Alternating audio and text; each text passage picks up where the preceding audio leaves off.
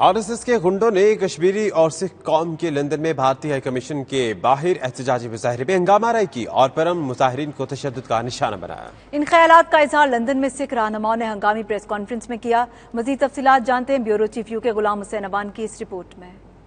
London के मगरबी इलाके हेज में सिख रहनुमाओं ने हंगामी प्रेस कॉन्फ्रेंस मुनक्किद की, जिससे खिताब करते हुए सिख फॉर जस्टिस के नुमाइंदों ने कहा कि भारतीय मुजालिम का निशाना बनने वाले मजलूम कश्मीरी और सिखों ने अपनी आवाज बुलंद करने के लिए भारतीय हाई कमीशन के बाहर एक पुरअमन मुजाहरा किया, लेकिन भारतीय हाई कमीशन की जानिब से बुलाई जाने वाली दहशतगर्द तंजीम RSS के गुंडों ने वहां पहुंचकर हंगामा आराई शुरू की। उन्होंने कहा कि भारतीय खुफिया इदारों की मोदी को जिताने के लिए की जाने वाली तमाम मजमूम साजिशें बेनकाब हो चुकी हैं। ये जो सो कॉल्ड जिन्ना भी ये आडो ड्रामा हो रहा इलेक्शन दे समय ते, ये एक प्लान्ड एजेंडा है, ये अचनचेत नहीं हो रहा। ये इंडियन गवर्नमेंट पॉलिसी है कि हिंदूकरण पंजाब दा ते कश्मीर दा किवें करना है। प्रेस कॉन्फ्रेंस से खिताब करते हुए आजादी पसंद रहनुमा सरदार परमजीत सिंह का कहना था कि नरेंद्र मोदी ने सिर्फ इलेक्शन में कामयाबी हासिल करने के लिए पुलवामा में बेगुनाहों को मौत के घाट उतरवा दिया।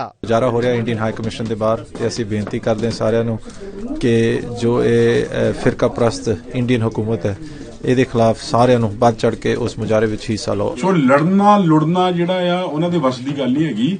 ਜੇ ਲੜਨ ਜੋਗੇ ਹੁੰਦੇ ਆ ਲੰਡਨ ਮੁਜ਼ਾਹਰੇ ਦੇ ਵਿੱਚ ਉੱਥੋਂ ਛੱਡ ਕੇ ਭੱਜੇ ਆ। ਜਦੋਂ ਅਸੀਂ ਉਹਨਾਂ ਨਾਲ ਗਏ ਆ ਸਿਰਫ ਪੁੱਛਣ ਹੀ ਗਏ ਆ, ਉਹ ਛੱਡ ਕੇ ਉੱਥੋਂ ਭੱਜ ਗਏ। ਇਹ ਸਭ ਜਿਹੜਾ ਹੈ ਇਲੈਕਸ਼ਨ ਡਰਾਮਾ ਹੈ ਔਰ ਇਹ ਸਟੰਟਬਾਜ਼ੀ ਹੈ ਮੋਦੀ ਦੀ।